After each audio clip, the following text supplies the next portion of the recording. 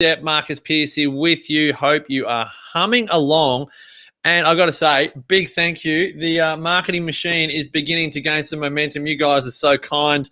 The book is selling. It is at the printer at the wonderful McPherson's Printers in Maryborough. Thank you, thank you, thank you. This morning to my email list, I sent a passage of the book, which dates back to 2005. Well, the book is a 2021 book, but the conversation took place more than 15 years ago when I was considering leaving the footy show. Now, a little bit of backstory here. I worked at a radio station called SEN, which still exists today, when it was brand new. And after the first year of SEN, things were looking somewhat dodgy, as if the company was not going to stay afloat. So I actually left SEN. Thankfully, I was the producer of the Drive show. My colleague Tim was the producer of the Breakfast show. And when the Breakfast show ended, Tim went down the road to Bendigo Street in Richmond to work as an associate producer of the Footy show. The executive producer of the Footy show left at the end of 2004. Tim became the executive producer, asked me, would I like to come along and be one of his associate producers? The rest, they say, is history, but I never actually thought that I wanted to work at the Footy show or maybe even specifically in TV. To this very day, radio is still my favorite medium. It is so fast, it's dynamic, it's live, it's unedited most of the time. So it's a lot more real and authentic. But I knew that if I really wanted to go overseas, and I knew that if I had TV experience on my CV, it would be a really good thing to have. So I said to Tim, I would love to come and join you at the Footy show. It'll be a great experience. I get to work with you. We get on like a house on fire, so that's a great thing.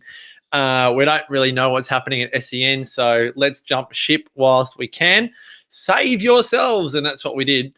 But literally 12 months later, I was having the same conversation with Tim about leaving Channel 9 than I did with my executive producer and program director at SEN about leaving then. And it wasn't that unexpected for Tim. He knew that it was on the cards.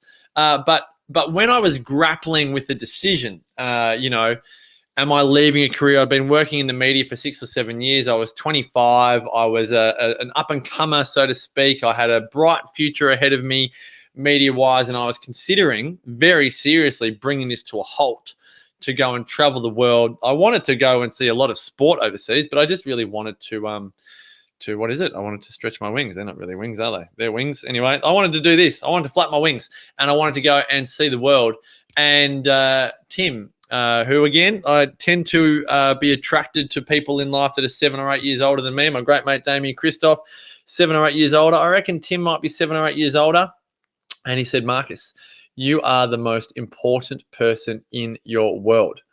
And there's a very distinct change of terminology there. Not you are the most important person in the world. You are the most important person in your world. And as a young whippersnapper in my mid-20s, I had to really ponder this, because what he was saying was you have to make a decision that serves you first. And when you make a decision that serves you first, the world will benefit. And most of us, I have learned over the years, do not make a decision for us first. We make a decision that we think benefits other people first. And if it benefits us, then that's a nice little bonus.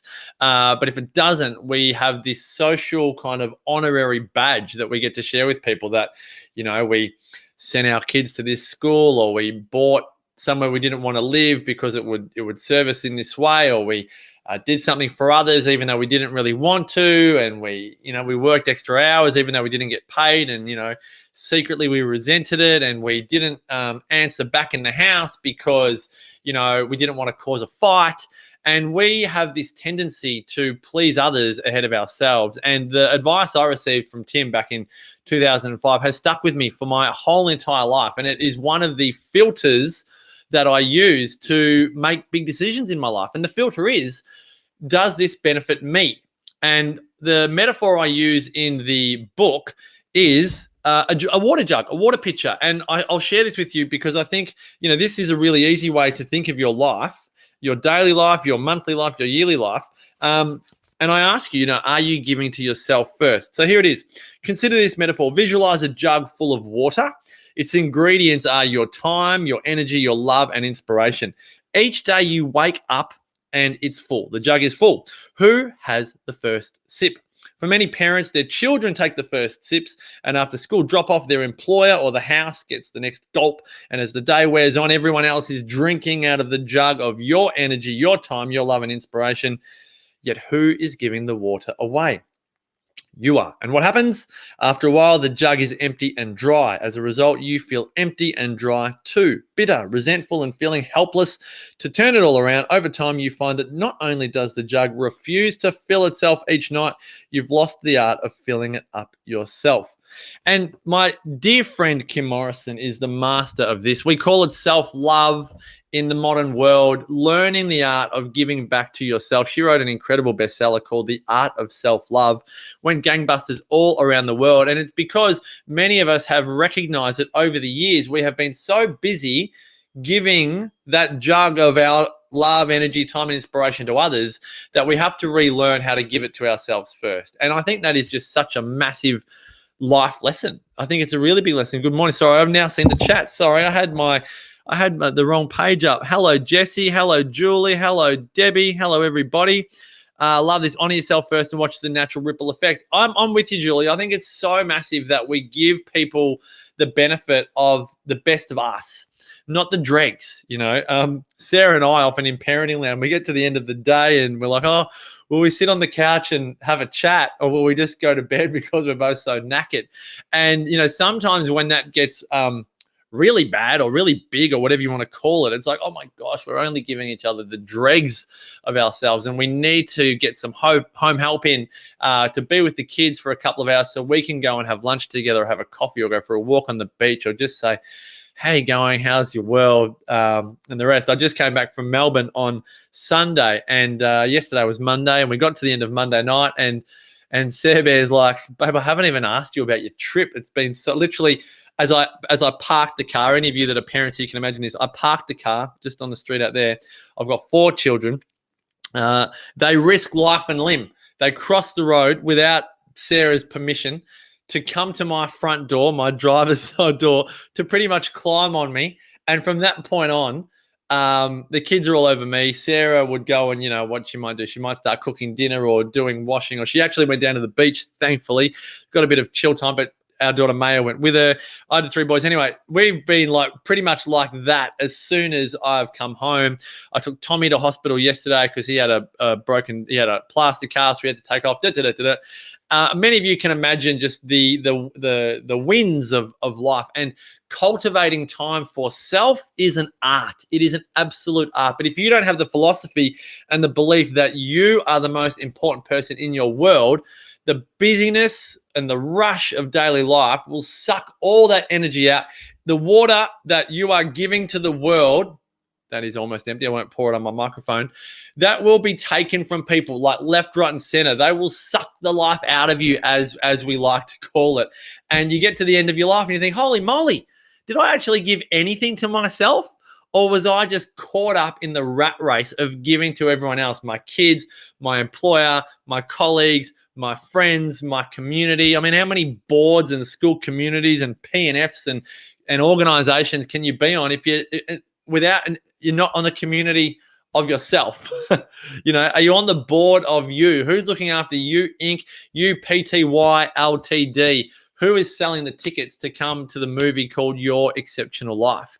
If you're not the one selling the tickets, if you're not the one writing the script, if you're not the one living your exceptional life, I guarantee you, and this metaphor has been around for years, you will end up being an extra in the blockbuster movie, which is your life. And if you don't have the belief that your life is a blockbuster, if you don't have the belief that your life is a book that is a bestseller, if you don't have the belief that you are the central character in your life, I guarantee you, you will end up feeling like an extra. And then you'll end up reading Bronnie Ware's incredible book, The Top 5 Regrets of the Dying, and say to yourself, oh my gosh, yes, I agree with this regret that I have given my life to everyone else and I have lived up to everyone else's expectations and not my own. So I implore you to live your life as if you are the most important person in your world. I'm not going to say the world, your world. In your world, in your life, you are number one. It's a big and sometimes bitter pill for people to swallow. But if you don't swallow it, you live with resentment, you live with suppressed anger, you live with the, yes, I'm fine, thank you very much, yes, and I want to break you.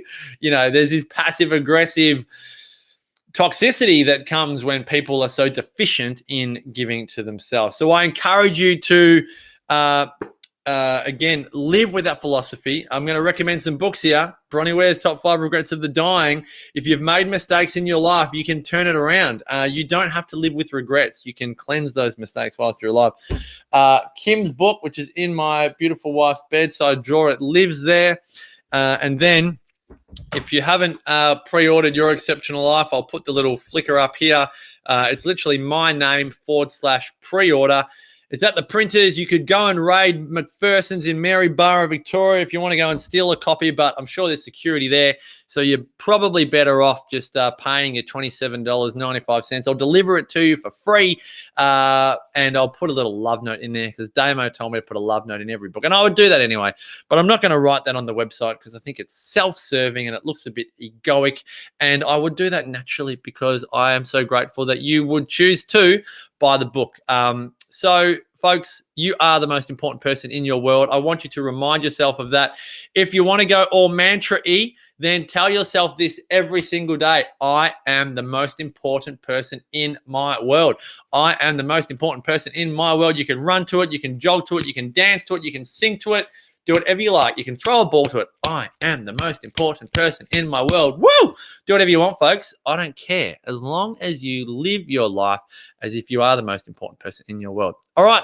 Little Tuesday rant over. Hope you've enjoyed it, folks. Thanks again for your love and support. Make the rest of your life the best of your life. Make it a terrific Tuesday. Over and out. Talk to you soon.